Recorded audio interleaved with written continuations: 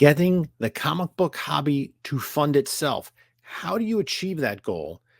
How do I work on it? Other people do it differently. I'm going to take a little bit of a look at what my procedure is up next on this video from Bronzeville Comics.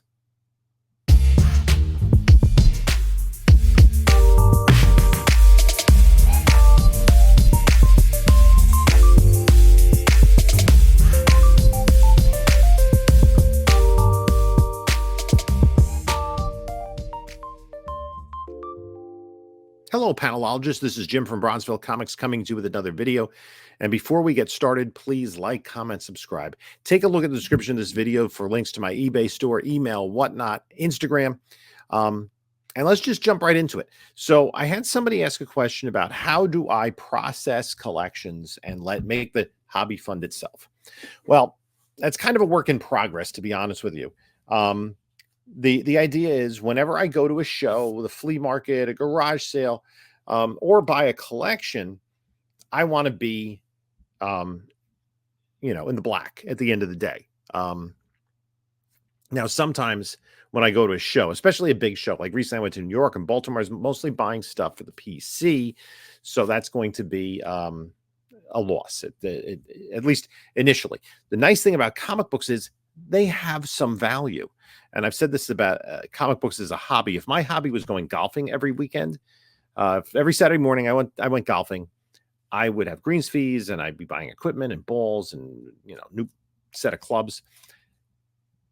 And I probably wouldn't be very good at it. And it would all be money out the door, right? And, with a hobby, that's not unusual. You're spending money to do something you enjoy to fill your free time. But with this hobby, you can get it to fund itself.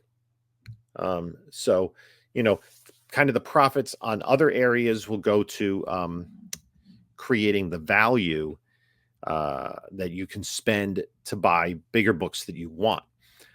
That being said, is where my sticking point is in my cleaning and pressing and submitting, because it takes me forever to do that. And also it takes time to organize it the way I'm going to show you how I organize my collections and my pickups. So I use the CLZ app on my phone, right? So CLZ is a really good app that stores collections. So this is my personal collection, right? So if I wanted to look at, let's say the issues of Action Comics that I have, it lists all the issues and which ones I'm missing. Now, I haven't accounted for everything because I haven't gone through everything. But one of the nice things about CLZ is I can, down here, I can create a different collection. So if I I went to a garage sale. And those are the books that I picked up at the garage sale. Right. And I also put in how much I paid for them. So it has where I bought it, how much I paid for it, the date that I bought it. And I can keep track of all that. So what I do is I then can use this. There's a desktop version of this where you go to the desktop and the information is there. So I'm going to show you that, and I'll show you kind of a little glimpse into my process of how I account for this. So this is what CLZ interface looks like on the desktop, right? So there's a lot going on. So this is a recent collection that I'm still cataloging. I'm still cataloging it, and I have, if I can go to all, I've already cataloged 5,300 comics that have a cover price fair market value of $45,000. Now that is not really obtainable because not every book sells for the price of its fair market value, or necessarily does it sell at all. So that it really, what you're going to be able to sell this for is a fraction. But my point being is, so I did a Whatnot sale last night, and I did a lot of Uncanny X-Men, right? So what I can do is I can download all of this information, right, to a CSV file. I can either take the entire collection or just the current title. So either way, let's say I take all comics and I generate the file. And since there's 5,300 books, it's going to take a second to do that.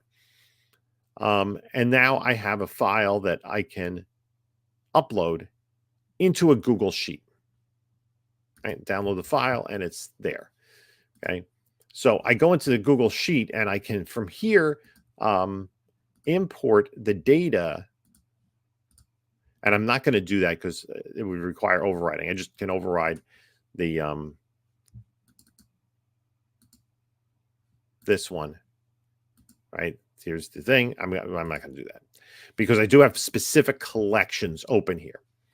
So now this particular collection, and this is part of the getting the hobby to fund itself. This particular collection was a lot of war books. There was some romance, and there was Superman, FF, and Superboy. So when it downloads this, and there's other hidden lines in here that I display when I'm creating my whatnot sales, including, the title and the date and the key status, right? But essentially what I have here is the title of the book, the issue number, the grade. This is the value that's given to it by CLZ through cover price. And then what I do is purchase price. So in this case, I basically took the value, which was the total cost of $2,000, and divided that by the number of books. So it's all even. So some books I'm going to do much better on than others, right? Because most of the books are probably worth more than $10, but not all of them. So then if there's any cleaning or slabbing costs, and only one book from this particular collection have I gotten graded to date. There will be others, but this is so far, right? And then shipping costs, miscellaneous costs.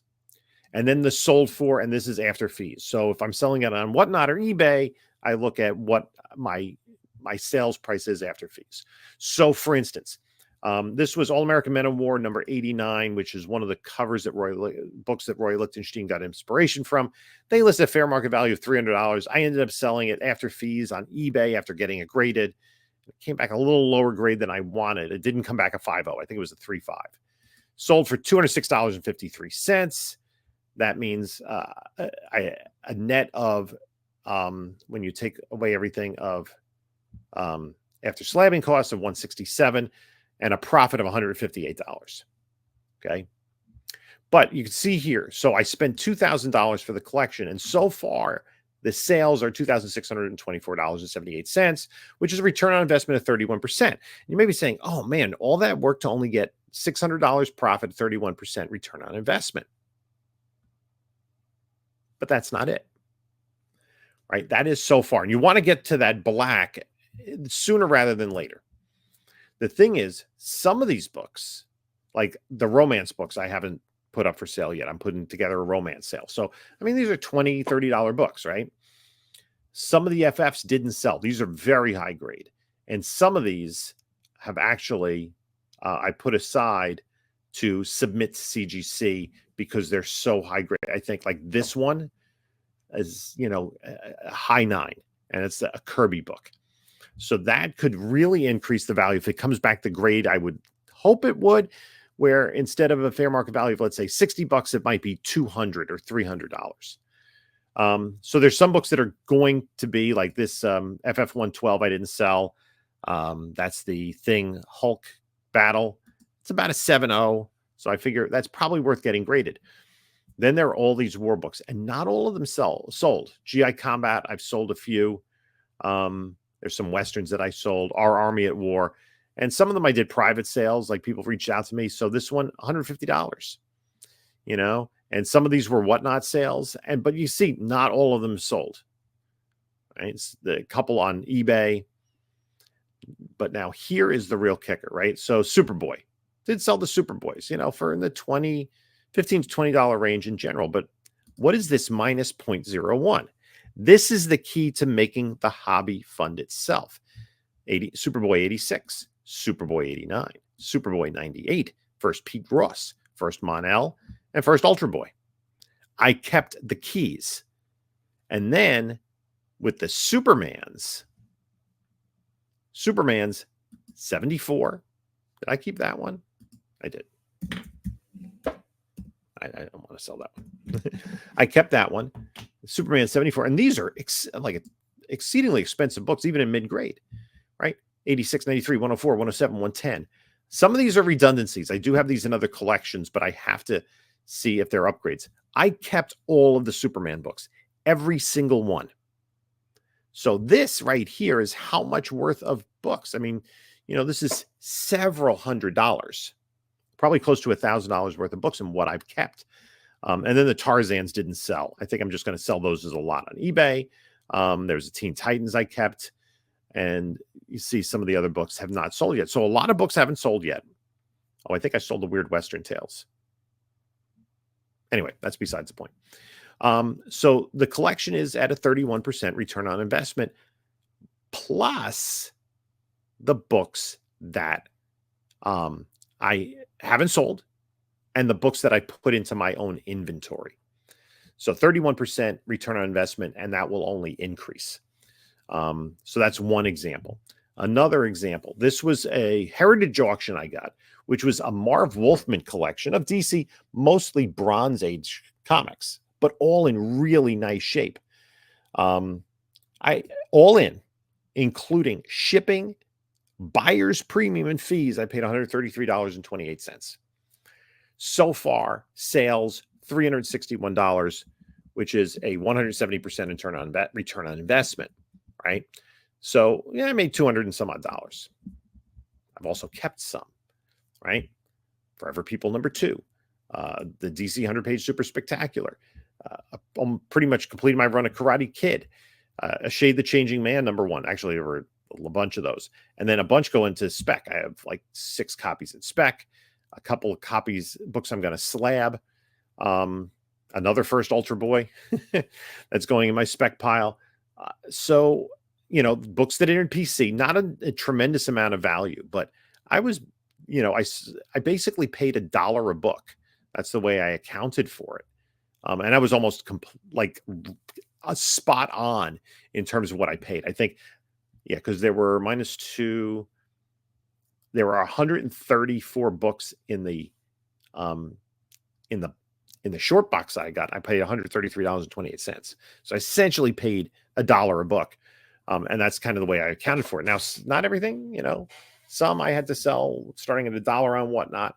And even when they were going for $1, $2 on Whatnot, $1 on Whatnot, they were selling. And really, here, A Shade the Changing Man #1.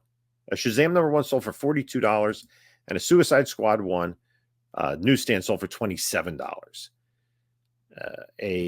What is this? Welcome Back Kotter 1. I made almost my entire money back on Welcome Back Kotter. So there are, and then there are books that didn't sell. There was, so those, will I sell those? I don't know. Those might go into, dollar bins at this point. But I did have some spec books. So again, made profit there. Now I haven't cleared profit on every single collection. Here is an example of another collection. This was actually when I went to Stormville recently, and I was helped out a lot because that had an amazing Spider-Man 5 that I sold. So I spent $704 up at Stormville, and so far I've had $775.27 in sales. 10% return on investment. Again, not a big deal, but number of books have not sold yet. I'll try to sell them again, including, Sensational She-Hulk #1, some nice books, right? Some Uncanny X-Men's. And a few went in the spec pile, including First Moondragon and First Richard Dragon, books of that nature. And the only 3 of them are going to slab, but one of them is a Wolverine 1, which is exceedingly minty. I think that has a shot at a 9.8. So if that gets a 9.8, now all of a sudden this number jumps up $1,000. I think is that what it's selling for? It jumps up a number, several hundred. It probably doubles, and now your return of investment is like 110%. So, and I kept some for the PC. Not a lot of books, but I bought 2 Golden Age Superman books, number 78 and 84. Right. So now all of a sudden from that, I have 2 Golden Age Superman books that were essentially free. And that's what we talk about when we make the hobby fund itself. Now, I will say the big aspect of this is the time. There is sweat equity involved in this. There is my labor. I spend labor, creating videos and doing Whatnot sales and, bags and boards and boxes and shipping materials. All of that comes into play. But there are two things. I don't need this to put food on the table. This is a hobby for me. It's a side hustle, and it's more just kind of, accumulating a collection that has value and having that ability to sell it when I want to. The other part of it for me is, well, I enjoy it. That's another aspect. I enjoy the process of getting books I have never had before, and interacting with people, even online through Whatnot sales. There is, kind of a community aspect to it.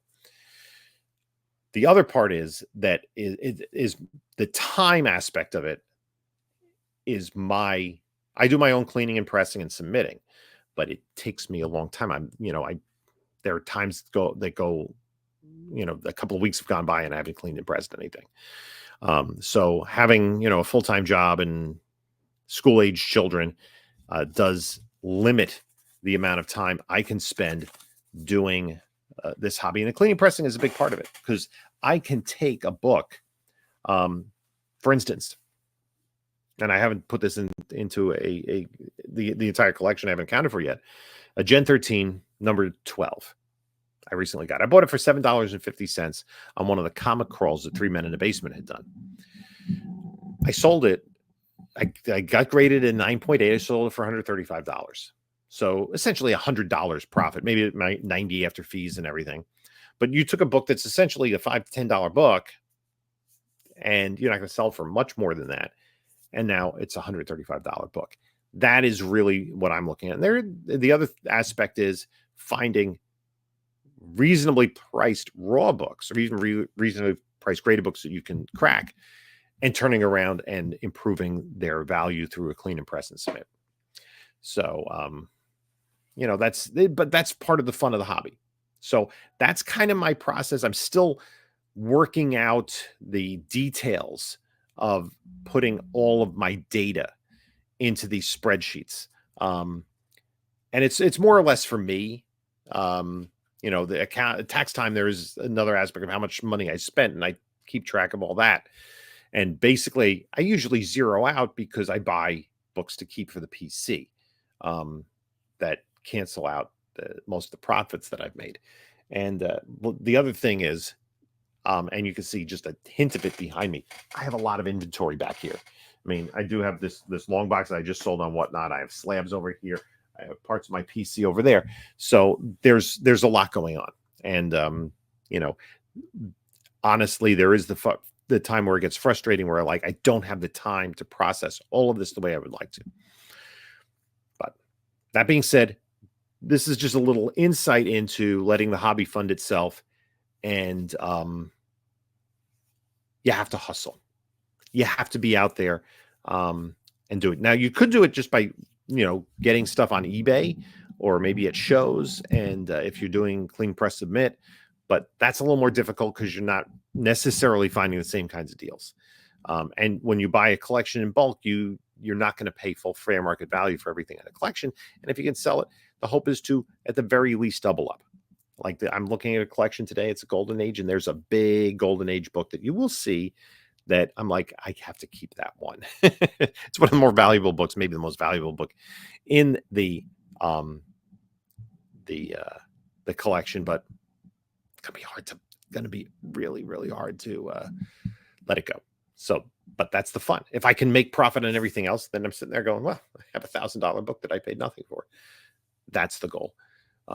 So anyway, I'd like to thank you all for stopping by. Before I continue to ramble on, you can take a look at a couple of my other videos here. And this is Jim saying until next time, enjoy your comics.